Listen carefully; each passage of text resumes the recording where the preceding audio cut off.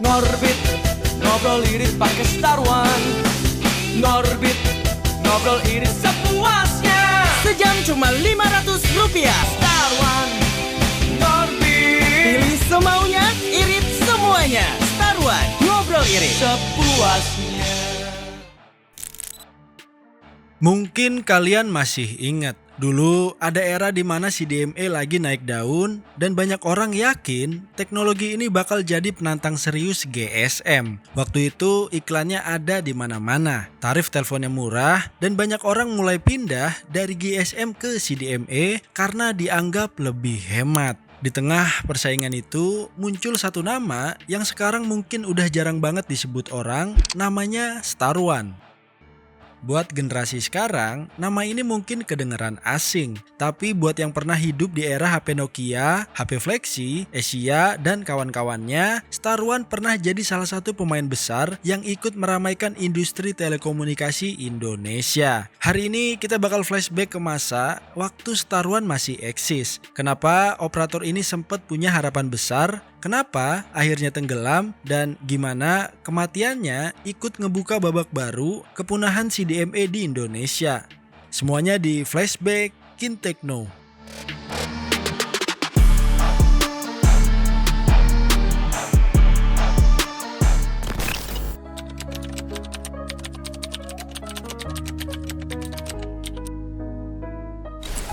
Kalau ngomongin Star One, kita harus mundur dulu ke awal tahun 2000-an. Waktu itu dunia telekomunikasi Indonesia lagi berkembang cepet banget. Jumlah pengguna HP terus naik, tarif komunikasi masih lumayan mahal, dan operator lagi sibuk cari cara buat ngerebut pelanggan baru. Waktu itu ada dua kubu yang lagi bersaing, yaitu GSM dan CDMA.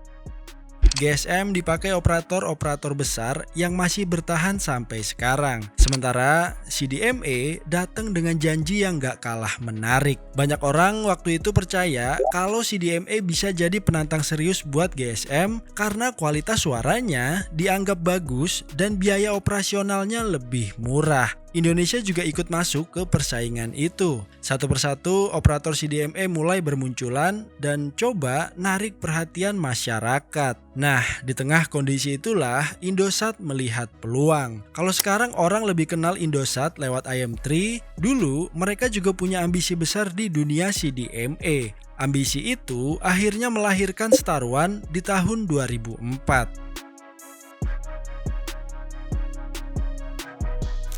Star One hadir sebagai layanan telepon berbasis CDMA dengan konsep Fixed Wireless Access atau FWA. Gampangnya ini telepon rumah tanpa kabel yang bisa dipakai buat telepon dan SMS. Kedengarannya biasa aja kalau dilihat dari zaman sekarang. Tapi waktu itu konsep ini menarik karena internet mobile belum jadi kebutuhan utama kayak sekarang. Yang dicari orang masih soal komunikasi murah dan disitulah Star One coba masuk. Waktu itu tarif teleponnya lebih hemat dibanding banyak layanan GSM. Apalagi yang ada di belakang Star One juga bukan perusahaan sembarangan. Indosat udah punya nama besar dan jaringan bisnis yang kuat banget. Harapannya jelas Star One mau ikut bersaing sama operator CDMA lain yang lebih dulu dikenal sama masyarakat. Masalahnya industri telekomunikasi bergerak lebih cepat dari yang dibayangin banyak orang. Dan itu nantinya bakal jadi awal dari perjalanan panjang yang ngebawa Star One menuju akhir ceritanya.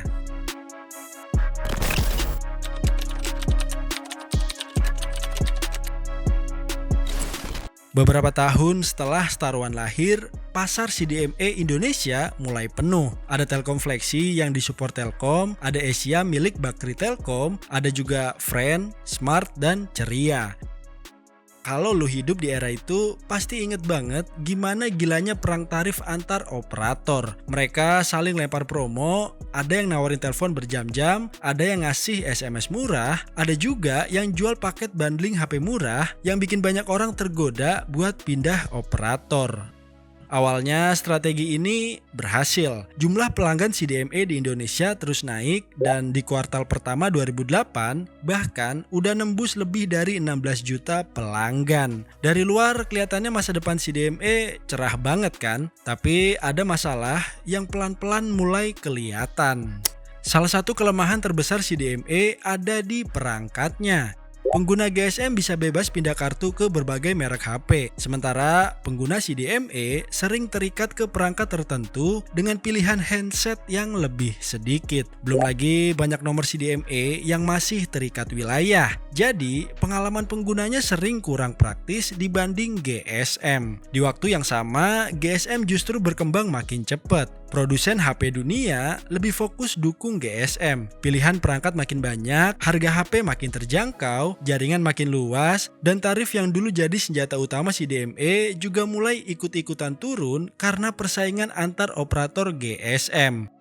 Pelan-pelan alasan orang milih CDMA mulai berkurang.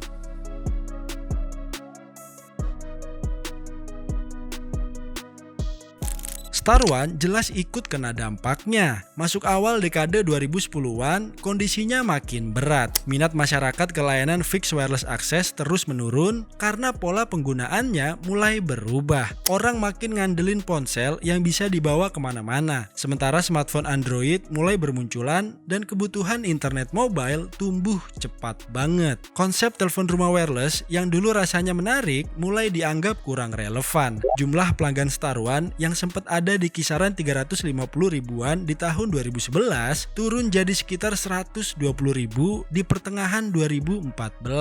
Buat operator telekomunikasi, penurunan pelanggan terus-menerus kayak gini jelas jadi alarm bahaya karena jaringan tetap harus dirawat, BTS tetap harus berjalan, dan biaya operasional tetap keluar. Di tengah kondisi itu, datang faktor lain yang makin mempercepat akhir perjalanan Star1. Di 2014, pemerintah menata ulang frekuensi 800 MHz supaya bisa dimanfaati lebih optimal buat layanan seluler yang lebih modern. Buat Indosat, keputusan yang paling masuk akal waktu itu ya fokus ke GSM. Masa depan industrinya udah kelihatan jelas. Pertumbuhan pelanggan GSM jauh lebih besar, penggunaan smartphone terus naik, dan kebutuhan internet makin tinggi. Akhirnya posisi Star1 makin susah dipertahanin. Indosat juga mulai alih fokus ke bisnis GSM yang jauh lebih menjanjikan. Sementara perjalanan Star1 perlahan mendekati garis akhir.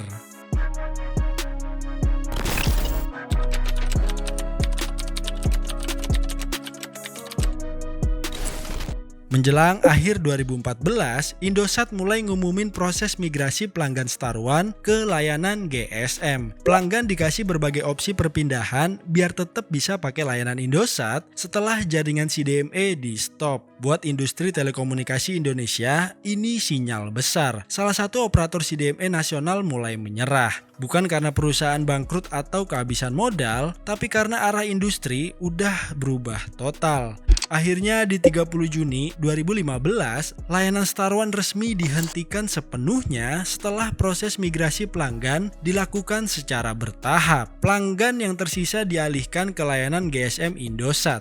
Jadi resmi, nama Star1 yang nemenin industri telekomunikasi Indonesia selama sekitar 11 tahun akhirnya menghilang. Yang menarik, kematian Star1 ternyata bukan akhir cerita. Justru jadi salah satu tanda paling jelas kalau era CDMA di Indonesia mulai menuju garis finish. Setelah Star1 tutup, operator CDMA lain juga punya nasib yang mirip. Telkom Fleksi lebih duluan berhenti, Asia terus ngalamin kesulitan, dan pemain CDMA lainnya perlahan hilang dari peta industri telekomunikasi Indonesia. Akhirnya cuma Smartfren yang mampu bertahan lebih lama dengan strategi berbeda. Dia beralih ke LTE dan ninggalin ketergantungan ke CDMA. CDMA murni masa kejayaannya emang udah selesai. Dunia telekomunikasi bergerak ke LTE terus ke 5G, sementara ekosistem CDMA makin mengecil sampai akhirnya ditinggalin. Walaupun sekarang namanya hampir nggak pernah disebut lagi, Star1 tetap punya tempat bersejarah di telekomunikasi Indonesia. Cerita Star1 juga jadi pengingat kalau teknologi sebesar apapun bisa kehilangan relevansi kalau gagal ikut perubahan pasar. Dulu banyak orang percaya CDMA bakal jadi masa depan, tapi hari ini generasi yang lebih muda mungkin bahkan belum pernah melihat atau pakai layanan CDMA sama sekali. Dan dari semua operator CDMA yang pernah meramaikan kemerdekaan Indonesia, Star One selalu dikenang sebagai salah satu penanda awal runtuhnya era CDMA di tanah air. Jadi gimana menurut kalian? Kalau ada info yang kurang atau salah, tulis di komentar ya. Jangan marah-marah. Oh iya, by the way, ini suara asli bukan AI, apalagi robot. Hehehe. Oke, segitu aja info yang bisa Nayonet sampein di video kali ini. Kalau suka konten kayak gini, boleh komen di bawah ya. Next kita bahas apa lagi nih yang berkaitan sama teknologi dan gadget. Segitu aja info dari Nayonet. Gua Rio, signing out.